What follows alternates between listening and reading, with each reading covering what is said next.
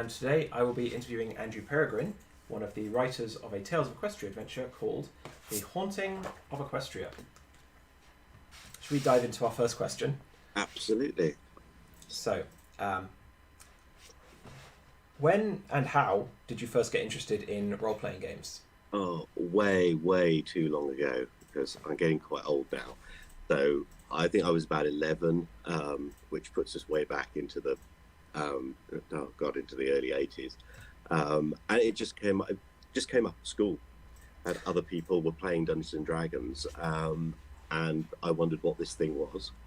And it got me out of games because, to a certain degree, because there was a school club where I think it was called the 17 Club because it was in room 17, where you could play Dungeons and Dragons, and it meant I didn't have to go outside at lunchtime, and you got an early lunch pass.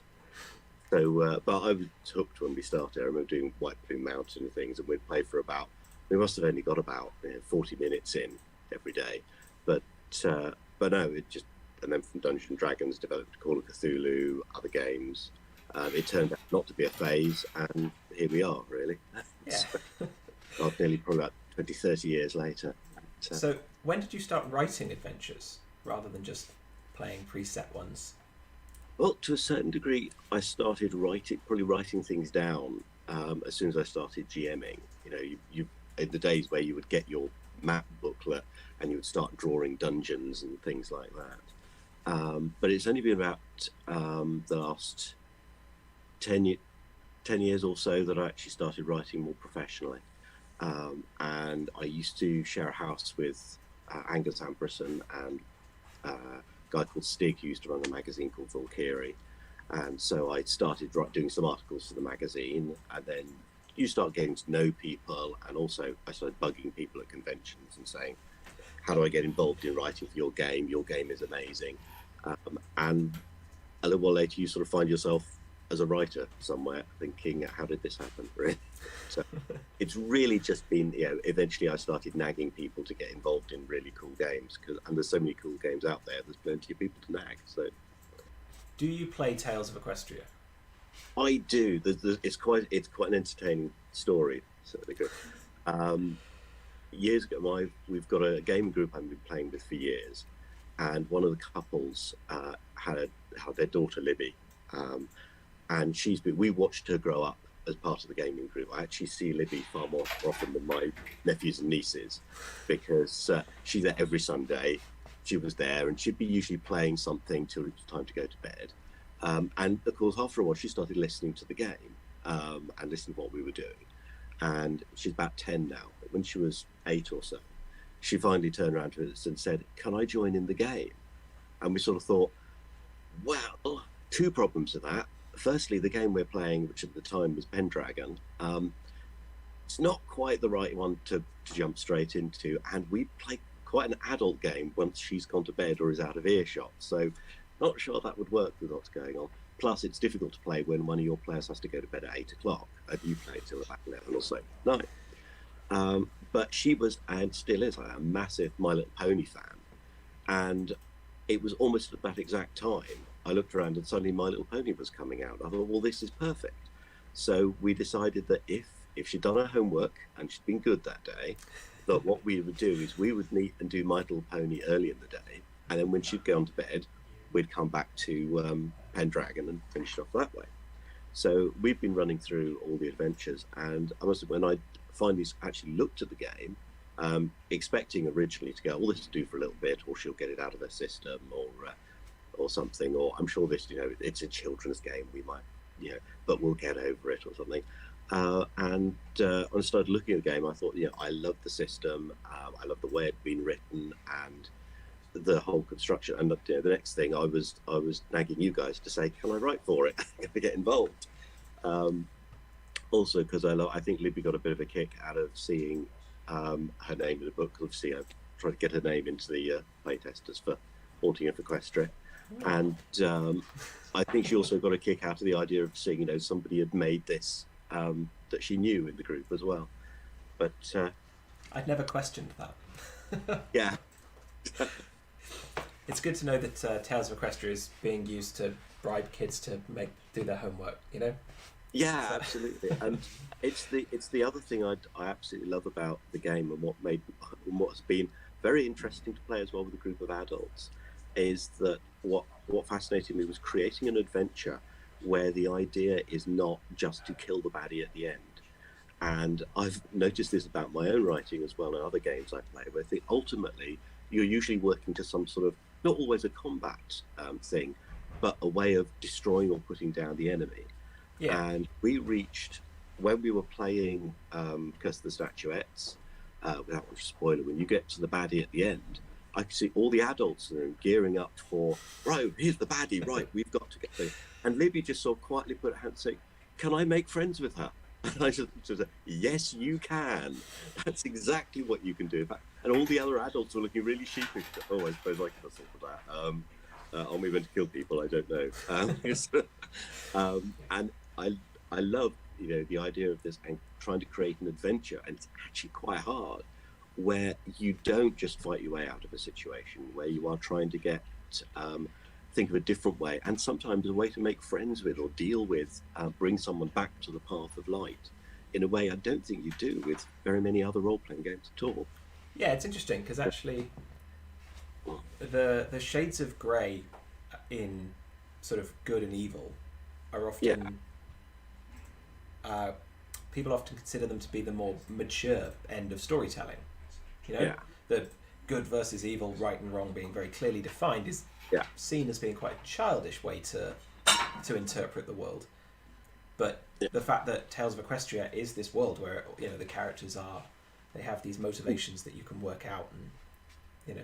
help the And bad guys to come back to the back yeah, to the and light. they've just come down a bad path, or they just had difficulties, or they just want to make more friends, and they've just gone about it the wrong way. And I love how that relates as well. I think to a lot of experiences kids are going to have at school. They're going to, why is there a bully being horrible to me? Is it because they've had a bad day? And try and create some empathy Yeah, with people that they might not always be assuming just, oh, they're the bad guy, and realize that there are layers to lots of people in real life and how that works. And I think that's a great message. the Haunting of Equestria, as the name implies, is a pretty spooky adventure. Yes. Do you want to, without giving away too much, do you want to talk us through it? Yes. Well, I'm not quite sure why I sort of settled on what would be interesting and spooky. I tend to write in some of my more adult games things like Vampire, and I've done some rather deeply horrifying and scary adventures for other games. I think to a certain degree, I wanted to test myself a little bit and see, could I write a scary adventure, but one that's not so scary children are going to have horrific nightmares over, or anything like that. Yeah, It's fun in many cases to be a little bit scared, but you don't want people to be terrified. And it also allows me to put in some quite darker baddies and things. There is a dark version of Equestria and things in this one that means I could go in a certain direction. But also there's an element of wanting to subvert the usual horror tropes, and using with the My Little Pony style of it, not everyone being bad, to try and think, well, if you find these weird ghosts and spirits and horrors, maybe they too aren't quite as bad as they look, and maybe they just need to be listened to. And trying to figure out a way to adapt that has been an interesting challenge. yeah. I find the parallel universe sort of plot line is really interesting. Yeah, I had a lot of fun with that because there's also parallel universes you can do what you like. Also, because I must admit, I haven't watched all of My Little Pony. I've had obviously watched plenty of episodes to it, and luckily one of my best friends, her boyfriend, is massively into it. And I sort of said to him, I need to know a bit more about Nightmare Night. I've heard about this thing and how this all fits together. And he's like, buckle in. I had a list of episodes to watch and a reading list and quite a serious detail on things I should know, because I must admit I somewhat underestimated My Little Pony. My first thought when I started writing was, oh, it's horses being nice to each other. I'm sure this is quite straightforward. And I started getting more involved in the as intellectual property, and thought, oh, wow, no, this is actually quite complicated. This has done this before then, and these creatures are over there, and there's this festival, and that, and it's easily as involved and complicated as any other intellectual property. And I realised very quickly I had to get up to speed, because otherwise there'd be a lot of children going, he's got it all wrong. But, yeah, it's interesting. One of the things I've noticed with sort of parents who come up to the stalls at conventions and stuff, like you were saying, is that one of the things they find about Tales of Equestria is that the kids know the lore. Yeah. And that's something that we take for granted in our games, is because we choose to play games that we understand. They're either set in a quite cliched medieval world, or they're set in a movie universe that we understand, and that inherent knowledge of the lore makes it very accessible. I like how the kids can take the power back because they know the world, Exactly. I mean, this is what I will get Libby saying to me sometimes. Oh no, this happened then. I'm thinking, oh, did it? Hang on, let me check this.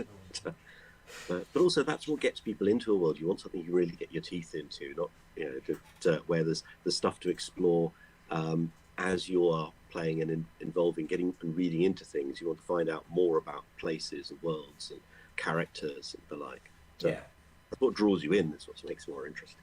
So, what's your favourite part of the Haunting of Equestria? Well, I think it must be actually the opening. I quite like because, which also means I can talk with less spoilers in this. I had a lot of fun crafting some ideas around all the festivals and games you can play in Nightmare Night, but part of the adventure is saddling all the player characters with a foal that they've got to take basically trick-or-treating, and of course all of these foals will have an annoying trait that's going to make that process difficult. And there is nothing more entertaining as a games master than giving the player characters some sort of responsibility and having them have to look after something for a change.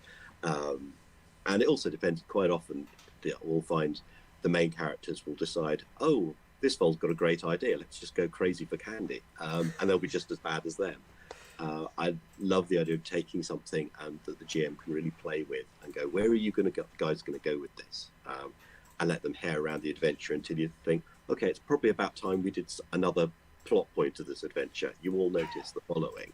I think that's one of my favourite illustrations in this book, actually, is the unicorn dressed as a ghost. Yes. I think is there's something very charming about that. Well, I did, it's a sort of full disclosure element on it. I did write in most of the characters in my own game, used them as, because you use a lot of these things as NPCs anyway, because you're going, who could I put there? Oh, I'm going to use Bob's character or James' character. Yeah. Dark Shadow, who runs the haunted house, was the character I made up when we initially played, and somebody else ran it. And Libby quite missed me playing Dark Shadow, so I thought I'm going to put him in here, PC.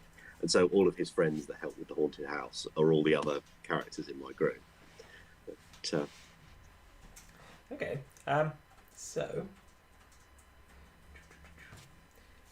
what's my next question? Lost it. Oh yeah. Do you have any tips for people looking to write their own adventures? Well, firstly, you're supposed to have fun writing the adventure, whether you're writing with the intention of getting it published or just writing for your group. Enjoy making it. Have something that inspires you, because that always comes out on the page.